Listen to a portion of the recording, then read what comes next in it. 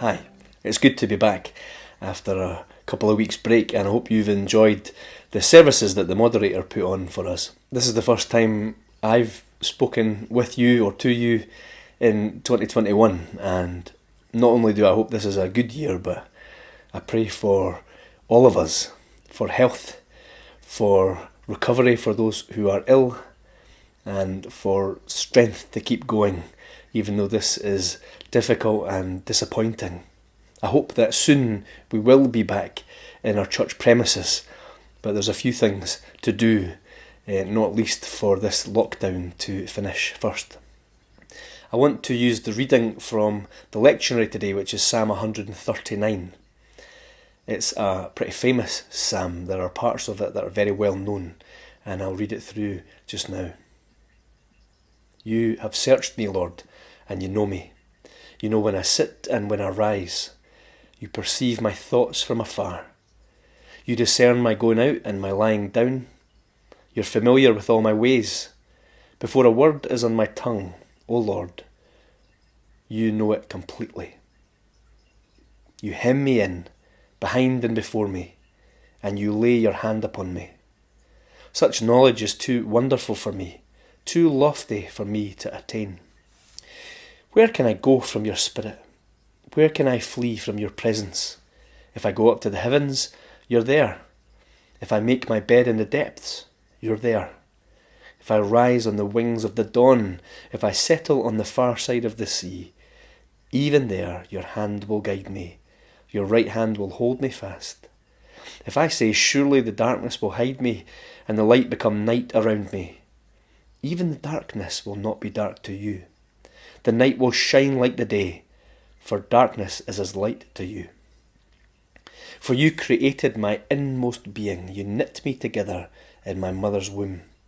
I praise you because I am fearfully and wonderfully made. Your works are wonderful, I know that full well.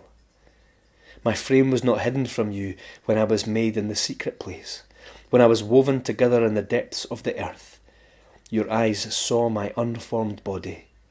All the days ordained for me were written in your book, before one of them came to be. How precious are your thoughts, God! How vast is the sum of them! Were I to count them, they would outnumber the grains of sand.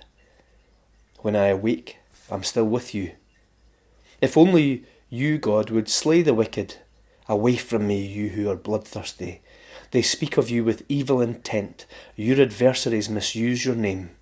Do I not hate those who hate you, Lord, and abhor those who are in rebellion against you? I have nothing but hatred for them. I count them my enemies. Search me, God, and know my heart. Test me, and know my anxious thoughts. See if there is any offensive way in me, and lead me in the way everlasting. Amen. There's loads that we could say about this psalm, and it will be impossible to cover it all. But some of the people who write about this psalm say that it's possible that the person was speaking before God and perhaps others, but they're speaking about how they are innocent of what is thought against them. Perhaps it is someone who's been charged with something or someone who has been criticised. The writer certainly appears to have enemies that he is very angry with. But whoever it is and whyever they're writing, they're aware that wherever they go and whatever they do, even if they were to try to run as far as possible from God, God would always be with them. His presence would always go with them. They would never be hidden. Even their thoughts are known. Even when they were being formed inside their mother's womb as embryos, before they were even born, they were being put together with and by God. They were in God's presence even in the womb. There's nothing they can do, there's nowhere they can go to be away from God. And if they are pleading their case, I think the point is they're calling to God as judge who knows them completely, who has known them all of their life, who has always been with them, in fact, who has known them before they were born, when they were being made inside their mother, and has known them even before that, has known their future, has known what they will come to. They're pleading to God as their judge and creator, with full knowledge of them, to show that they are innocent or not guilty of whatever is put before them. They're clearly very angry with their enemies. They see their enemies as God's enemies, and they take their anger, their hatred to the right place. They take it to God. They confess it before Him. They pray out how angry and how bad they feel towards those who accuse or hate them. But then, realising that they are not blameless, they ask God to continue to search them, to see if there is any offence in them. Now God might say, well, there's quite clear offence in you. Look how much hatred you have for your enemies, but that would come later. But they say to God, search me. If there's anything offensive in me, remove it. Now, we can't be certain of the original context, but I think there's a few things in the psalm that we can find encouraging right now.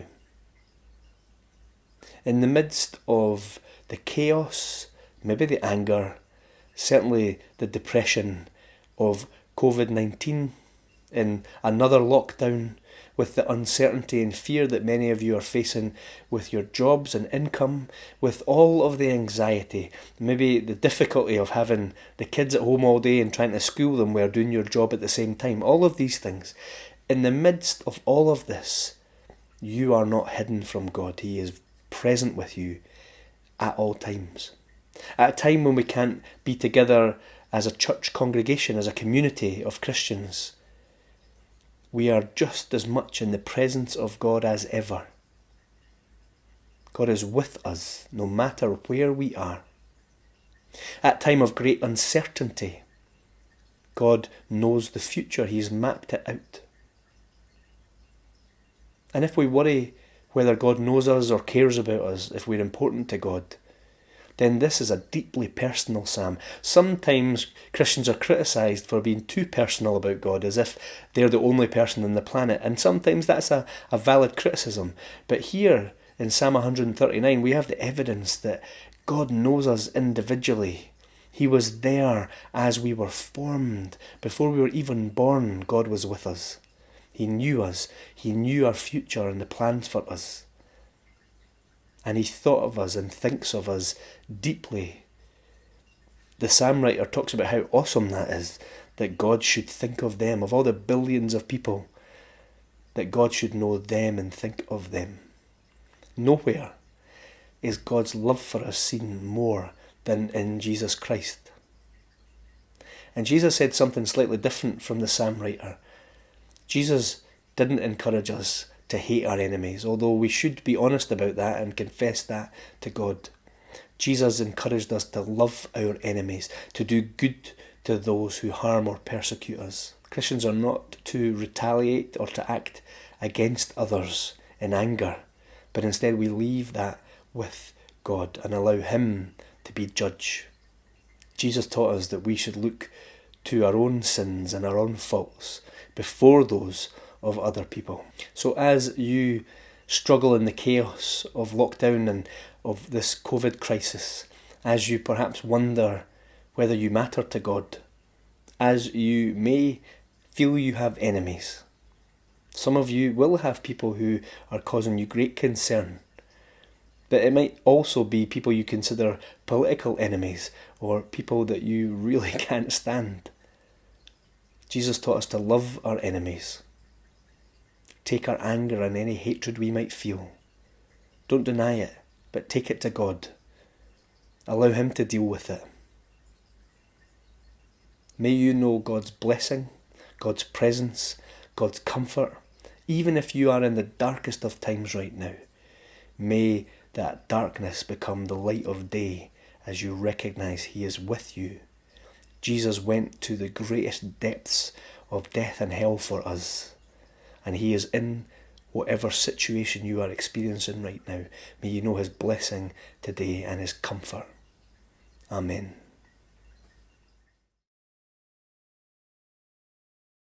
Bless the Lord, oh my soul, oh my soul, worship His holy name. Sing like never before, oh my soul, I'll worship your holy name.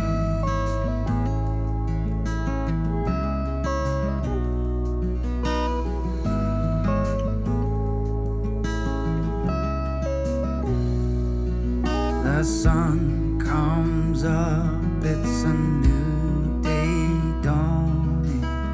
It's time to sing your song again. Whatever may pass and whatever lies before me, let me be singing when the evening comes. Bless the Lord, oh my soul, oh my soul, worship His holy name. Sing like never before, oh my soul, I'll worship your holy name.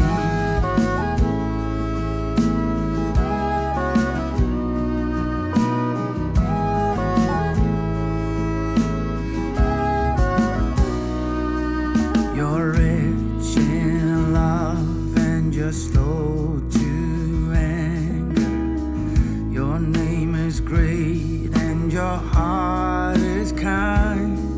For all your goodness I will keep on singing. 10,000 reasons for my heart to find.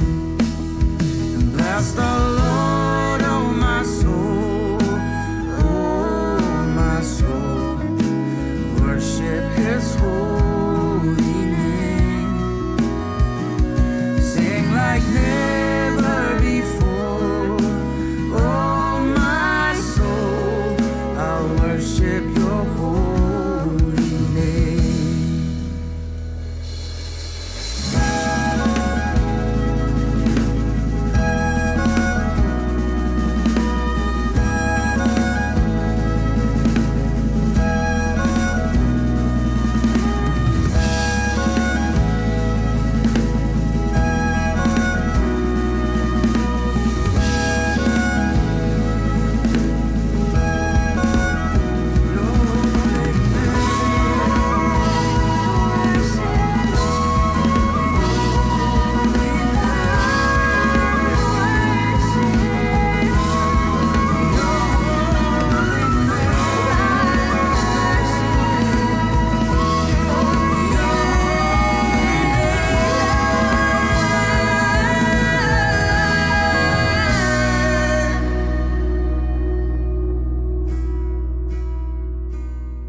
And on that day when my strength is failing, the end draws near and my time has come.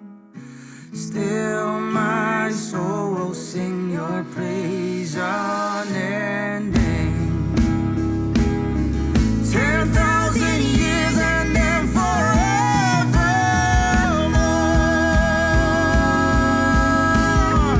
Oh, bless the Lord, oh my soul,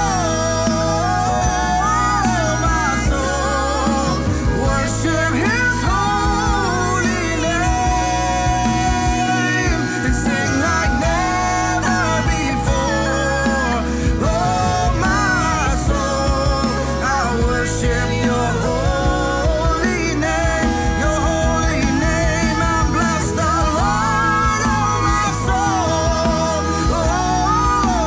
soul, and worship His holy name. And sing like never before, oh my soul, I will worship your holy name. I will worship your holy name. I will worship your holy